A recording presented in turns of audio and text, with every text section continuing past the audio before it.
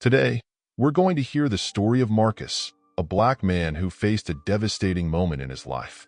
He was brutally beaten by police in an act of racial violence that brought him to the brink of death. But in the midst of that horror, Marcus had an extraordinary experience, a near-death encounter where he came face to face with none other than Jesus. And in that moment, Marcus asked the question many of us have asked: why so much suffering? What Jesus revealed to Marcus will surprise you. If you want to hear more, hit the like button, subscribe to the channel, and turn on notifications so you don't miss the next powerful stories, including this incredible journey. You won't want to miss what happens next. Now, let's hear Marcus' story.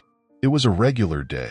I was walking home from the corner store, a small plastic bag in hand, when the police sirens blared behind me. My heart sank and I froze. I'd heard stories, seen videos. Young black men, just like me, suddenly caught in the crosshairs of violence for no reason. I turned slowly, hoping this would be different. But it wasn't.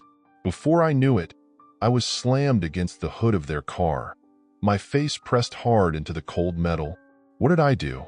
I shouted, my voice cracking with fear. There was no answer. Only more force. More brutality. The world began to blur as fists and batons rained down on me.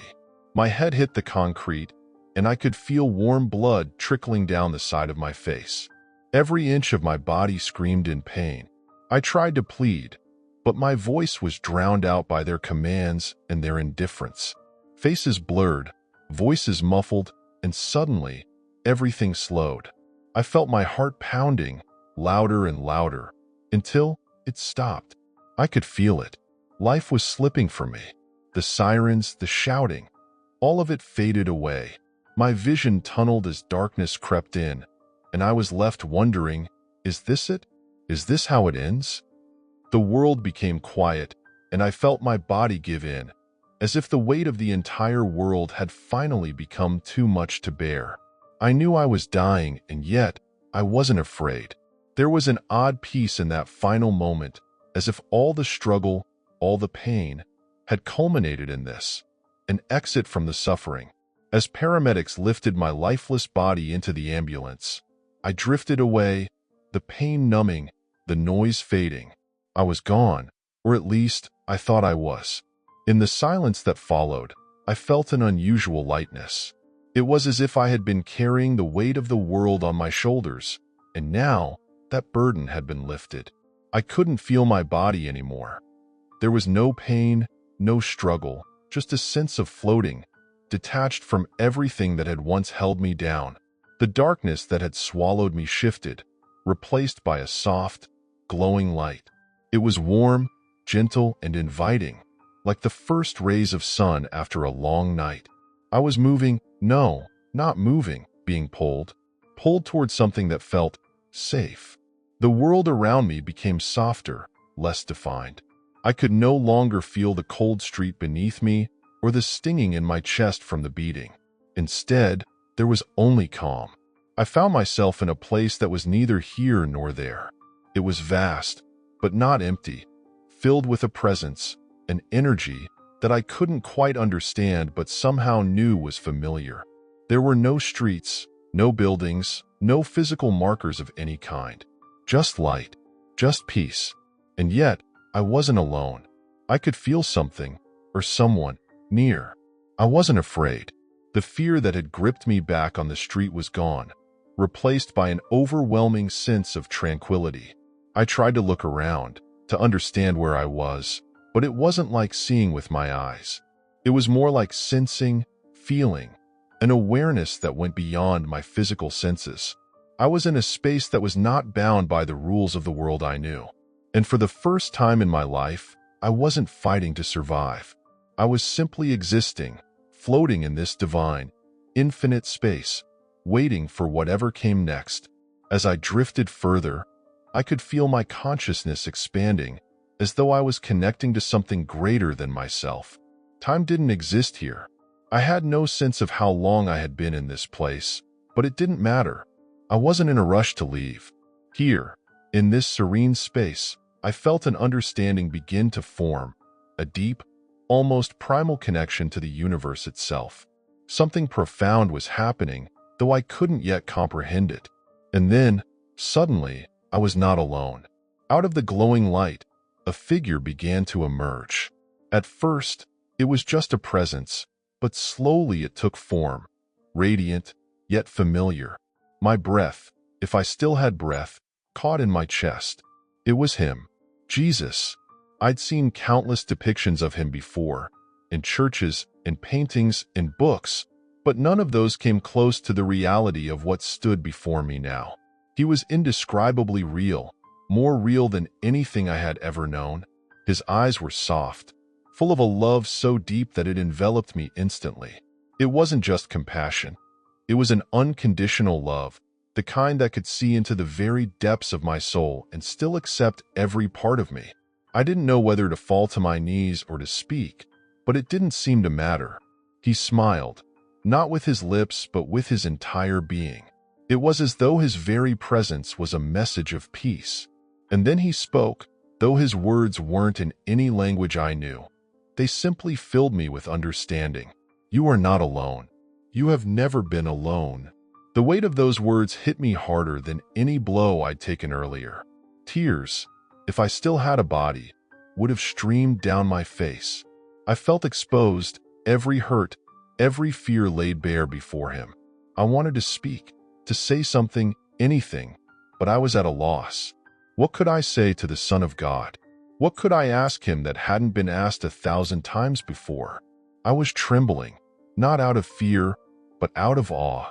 Here I was, standing before the very embodiment of love, grace, and forgiveness. I felt my spirit open, like a wound that had been festering for so long, now finally receiving healing. His gaze never wavered, and his presence was warm, comforting, and powerful all at once.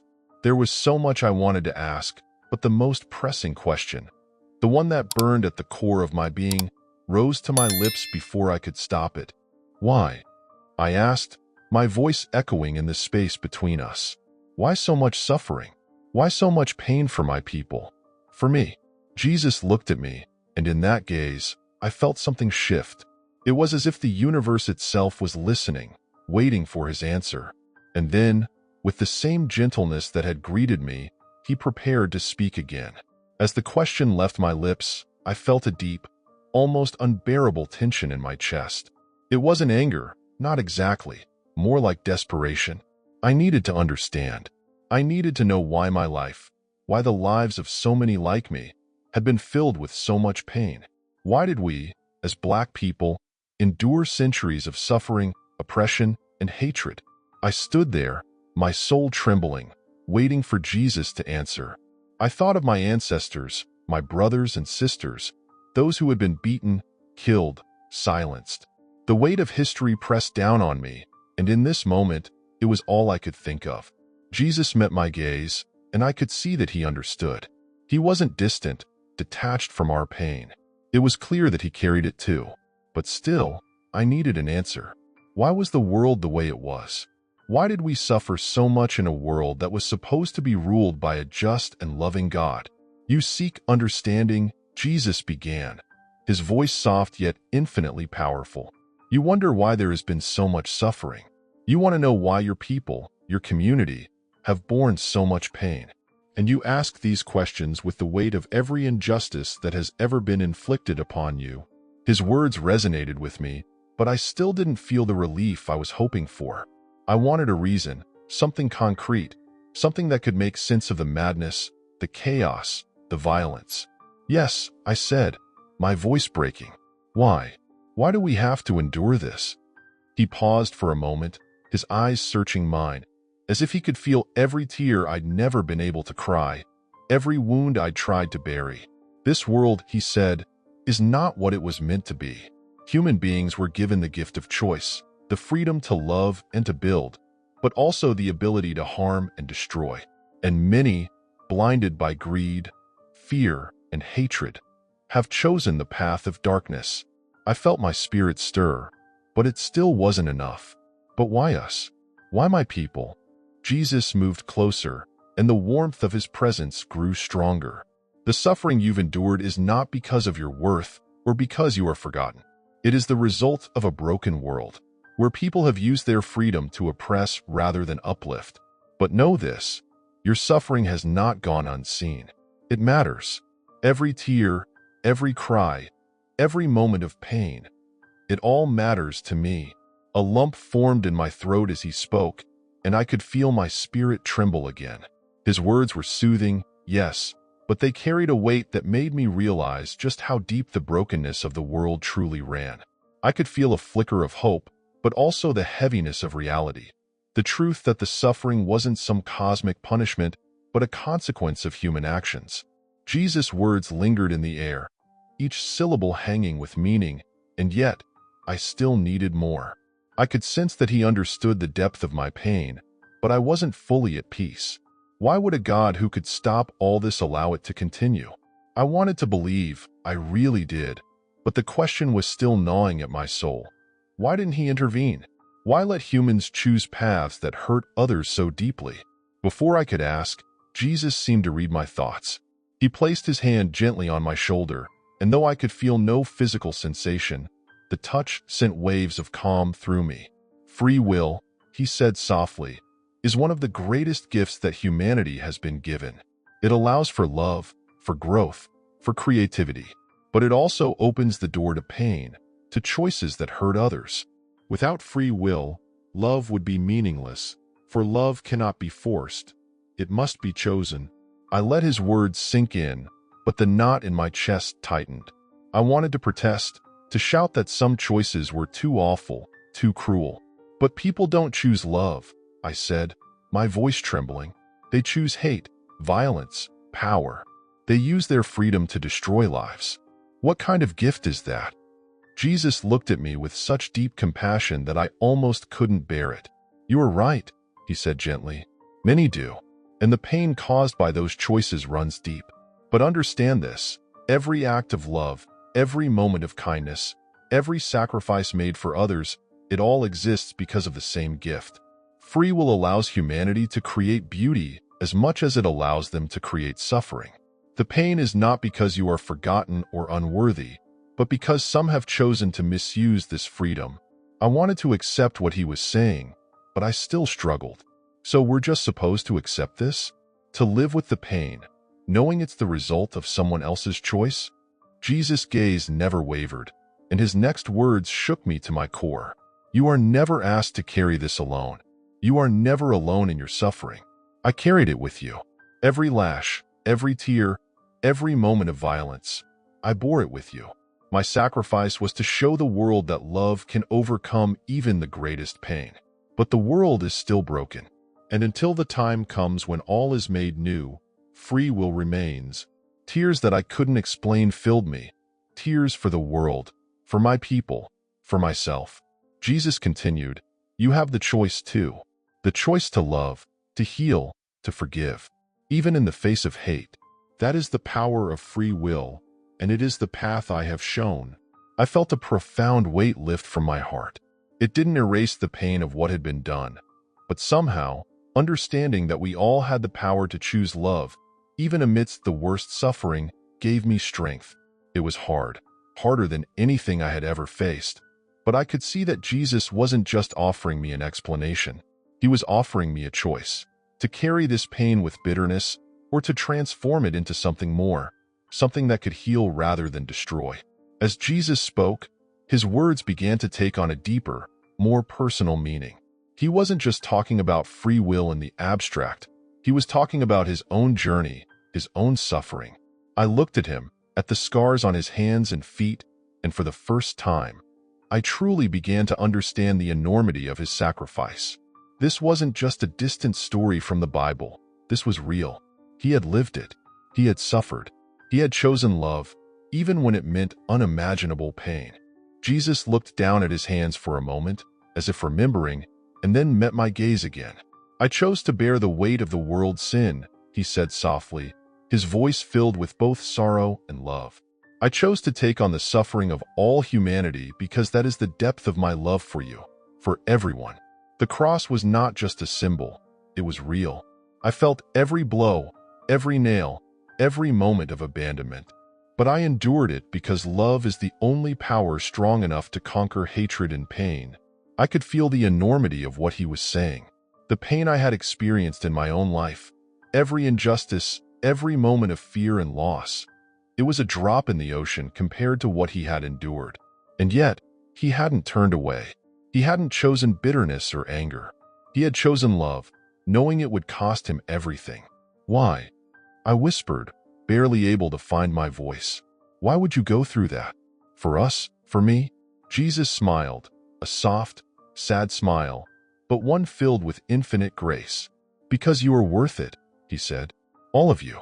Every single soul is worth saving. The weight of sin and suffering is great, but love is greater. I took that pain on myself so that you would know that you are never alone in your suffering. I have walked through it with you. I have borne it for you. His words pierced through me like a wave of light, cutting through all the confusion and doubt that had clouded my heart. For the first time, I began to see that the love he was talking about wasn't just a distant, abstract concept. It was personal. He had chosen me. He had chosen to suffer for me, and for my people, for all of us. I looked at him, and for a moment, I didn't know what to say. The overwhelming sense of gratitude, mixed with awe, filled me up. I had spent so long feeling abandoned, wondering why God had let so much suffering happen, but now I realized that he had been with me the whole time, not just watching, but carrying the weight of it with me. The love he offered wasn't easy.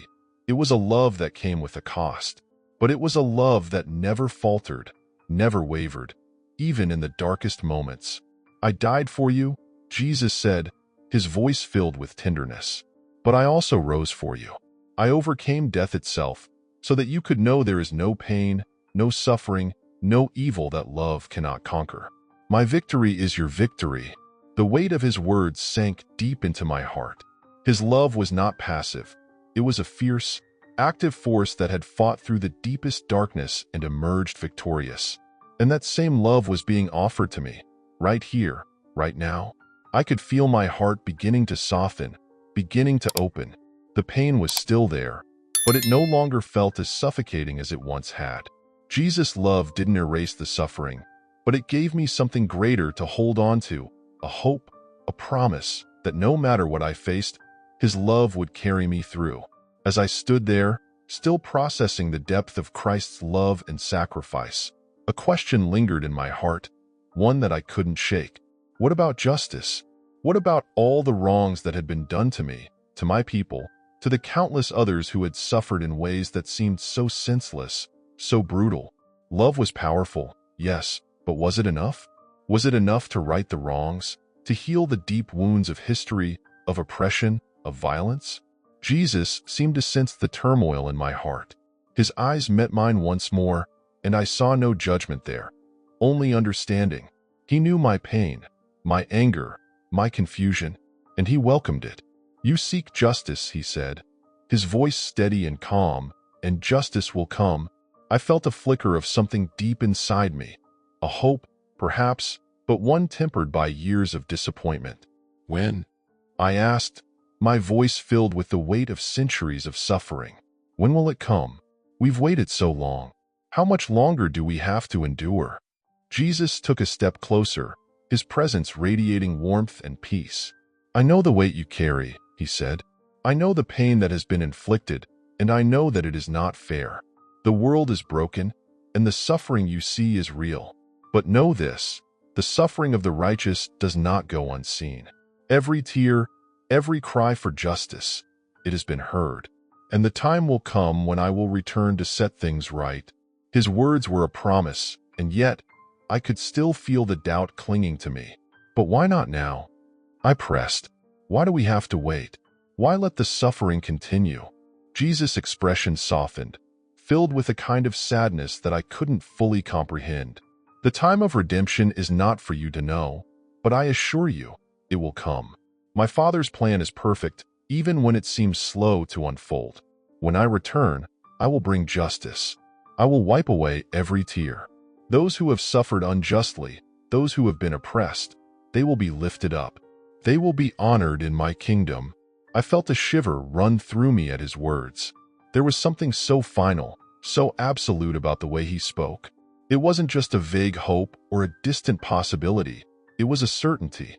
Jesus wasn't offering empty platitudes. He was promising that justice would come, and that it would be swift, and that it would be complete. But what about now? I asked, my voice softening. What do we do while we wait? Jesus smiled gently. You live. You love. You continue to fight for what is right, even in the face of adversity. You stand against injustice, not with hatred in your heart, but with the same love that I have shown you. Because every act of love, every step toward justice, brings the kingdom of God closer to this world. And know that you do not fight alone. I am with you always. His words resonated deep within me, filling me with a sense of purpose I hadn't felt before. The world was broken, yes, but I was not powerless. I had the choice, just as Jesus had said, to love, to heal, to be a force for good in a world that so desperately needed it. And as I stood there, in the presence of the one who had overcome death itself, I realized that this promise of redemption wasn't just about the future. It was about now. It was about living with hope, with courage, with the knowledge that, no matter how dark things seemed, the light would come. Justice would come. And in the meantime, I was called to be a part of that light. Trust in me, Jesus said softly, for I am making all things new. And with those words, a peace settled over me. It wasn't a peace born of certainty that all my questions had been answered, or that all the pain had been erased. But it was a peace that came from knowing that I wasn't alone, that my suffering and the suffering of those like me was not in vain, and that one day, the scales of justice would be balanced and every wound would be healed. As Jesus' words echoed in the quiet space around me, something profound began to stir deep within my soul. It was as if a veil had been lifted, revealing a truth I had always longed for but never quite understood. In that moment, I felt the weight of all my pain, anger, and fear begin to dissolve. Not because the pain wasn't real, but because I now saw it in the light of something much greater. I had been living in a world that seemed so cold, so indifferent to the suffering of people like me. But here, standing before Jesus, I realized that I was seen, I was known, and I was loved in a way I had never imagined. My heart, which had been hardened by years of injustice and frustration, began to soften. I could feel something shifting, as though my very spirit was being transformed from within. The anger that had fueled me for so long started to give way to something else, something more powerful. Hope, love, purpose. I looked into Jesus' eyes, and for the first time, I felt truly free. Free from the chains of bitterness and resentment that had held me captive. Free from the belief that my life was defined by the injustices I had faced. Here, in this divine space, I understood that my worth was not tied to the world's cruelty, but to God's unshakable love for me. I wasn't just a victim of circumstance. I was a child of God, called to something greater. I understand now, I said, my voice barely more than a whisper. It's not just about the suffering. It's about what we do with it. It's about choosing love, even when everything around us is broken. Jesus nodded, his expression full of warmth and approval. Yes, he said softly, the world is broken, but you are not bound by its brokenness. You are free to choose love, to be a light in the darkness. That is your power, and it is through that love that true transformation begins.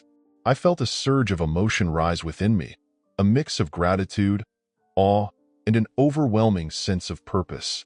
My entire life had been a fight against the injustices of the world, a fight to survive.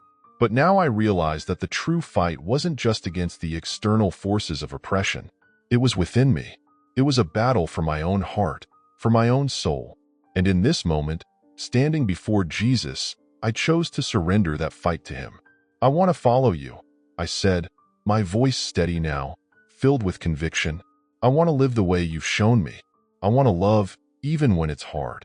I want to be a force for good in the world. Jesus smiled, and his presence seemed to radiate even more brightly.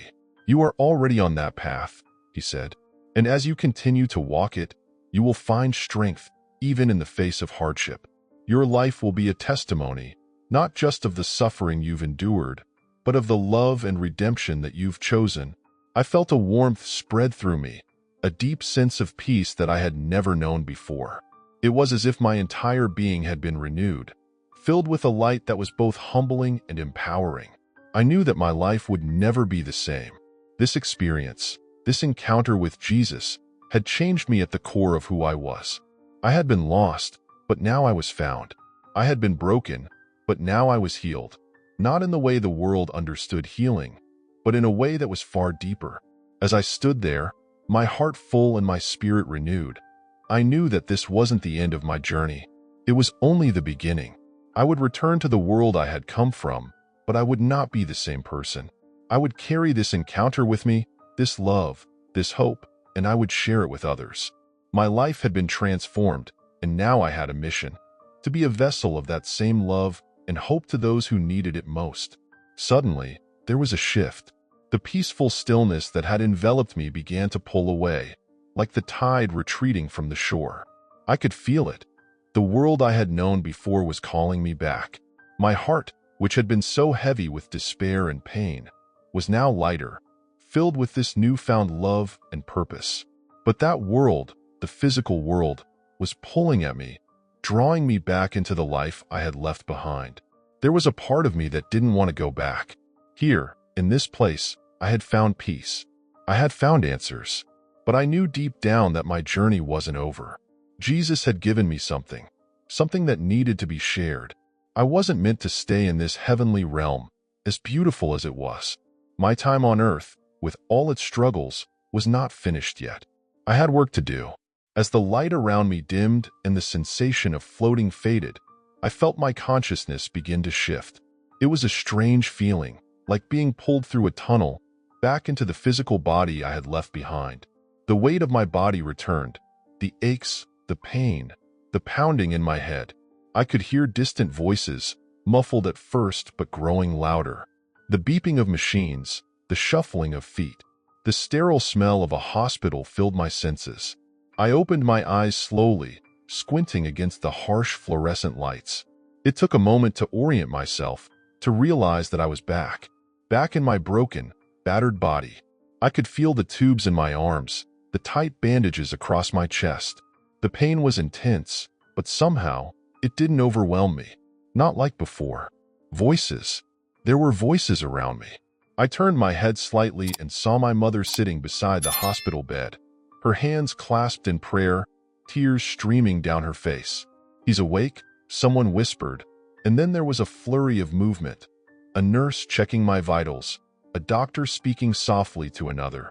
But all I could focus on was my mother's face.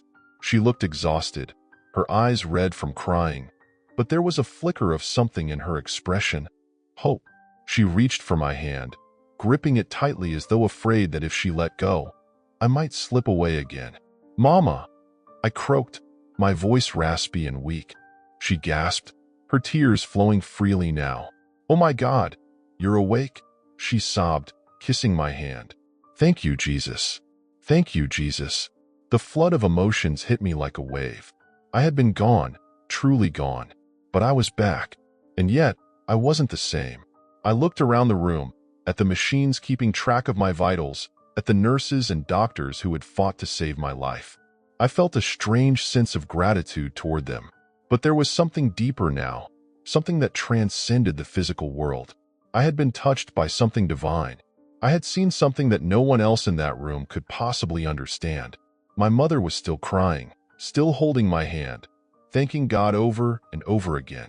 And I realized in that moment that she had been praying for me, begging God to bring me back. Her prayers had been heard. I tried to speak, but the words wouldn't come. How could I explain what I had just experienced? How could I put into words the encounter I had with Jesus, the love, the peace, the transformation? It was too big, too overwhelming. And yet, I knew that I had to share it, not just with my mother, but with everyone. As I lay there in that hospital bed, my body weak but my spirit stronger than it had ever been, I felt a surge of purpose. I had been given a second chance not just to live, but to live differently, to live with the knowledge that there was something greater than all of this, something that transcended the pain, the suffering, the injustice. I had seen the truth, and now I had to share it. I squeezed my mother's hand gently and whispered, "Mama, I saw him. I saw Jesus." She looked at me, her eyes wide with shock and awe, and in that moment, I knew that my journey wasn't just about what had happened to me. It was about what would happen next, about how I would live this life I had been given back. In the days that followed, I remained in the hospital, my body slowly healing from the brutality I had endured. But while my physical wounds were being treated, something much deeper was stirring within me. I couldn't shake the memory of what I had experienced. Jesus, the light, the overwhelming love that had filled me in that otherworldly place. It was all so vivid, so real, that I found myself replaying it in my mind over and over again, almost as if I feared I might forget it, though I knew I never could. Friends and family came to visit, some with tearful relief, others with looks of amazement. The word had spread that I had been close to death, too close. The doctors said it was a miracle that I had pulled through, but I knew better. It wasn't just a miracle. It was divine intervention. It was purpose, and I could feel that purpose building within me every time someone asked how I was doing, every time they told me how lucky I was to be alive. They didn't know. They couldn't understand. Not yet, but I was going to tell them. My first real chance came one afternoon when a group of friends gathered in my hospital room. They sat around, making light conversation, trying to lift my spirits, but I could feel the tension underneath it all. They wanted to ask. I could see it in their eyes, the questions they were too afraid to voice. How close had I really come to dying? What had I seen? What had I felt? They didn't know how to bring it up, but I could tell they wanted answers. Finally, one of them, a close friend, leaned in, her voice hesitant but filled with concern. "We heard you were gone, that they couldn't bring you back for a while. Is that true?" I nodded slowly, feeling the weight of their stares on me. "It's true," I said, my voice calm but steady. "I was gone. I felt it. I wasn't here anymore." The room fell silent. They were hanging on my every word, waiting for me to explain. And I knew that now was the moment. Now was the time to share what had happened to me. Not just the physical trauma, but the spiritual journey I had been on. I took a deep breath and began to speak, my voice steady but filled with emotion. "I saw Jesus," I said, my words soft but clear. I don't know how else to explain it. I was somewhere else. It wasn't a dream. It wasn't my imagination. I was in a place of light, of peace. And he was there. He spoke to me. The reactions were mixed. Some of my friends looked shocked, others confused, but no one interrupted. They could see in my eyes that this wasn't a story or a hallucination. It was something real, something profound. I went on, telling them about the love I had felt in that place, the answers Jesus had given me about suffering, about free will, about why we endure so much pain in this world. I told them about how I had questioned him, how I had sought to understand why people like us, people who had faced so much injustice and hardship, had to suffer the way we did. And I told them how he had answered me, with love and patience, explaining that our suffering mattered, that it wasn't ignored, that it wasn't in vain. As I spoke, I could see the change in their faces. The skepticism was fading, replaced by a mixture of awe and reverence. They were listening, truly listening. And I knew that what I was saying was touching something deep inside of them, just as it had touched me. They had all felt pain too. They had all questioned why the world was the way it was. And now, here I was, giving them an answer. And he promised me something. I continued, my voice growing stronger. He promised that justice will come, that all the wrongs we've endured, all the pain we've suffered, it will be set right. Maybe not in the way we expect, maybe not as quickly as we want, but it will happen. We're not forgotten. Tears welled up in my eyes as I spoke, and I could see that some of my friends were crying too, quietly wiping their eyes as they took in the weight of my words. It wasn't just my story anymore. It was theirs too. It was for all of us, for everyone who had ever felt the sting of injustice, of oppression, of violence. By the time I finished speaking, the room was filled with a deep, reverent silence. No one knew what to say, but they didn't need to. The air was thick with something unspoken but powerful. Hope, faith, a sense that something greater was at work, even in the midst of the world's brokenness. In the days and weeks that followed, I began sharing my experience more widely. First with my family, then with people in my community, and eventually with strangers who heard about what had happened to me. I wasn't a preacher, and I didn't try to be, but I was a witness to something miraculous, something life-changing, and I knew that it was my responsibility to share it, to spread the message of love, of hope, of redemption that I had received.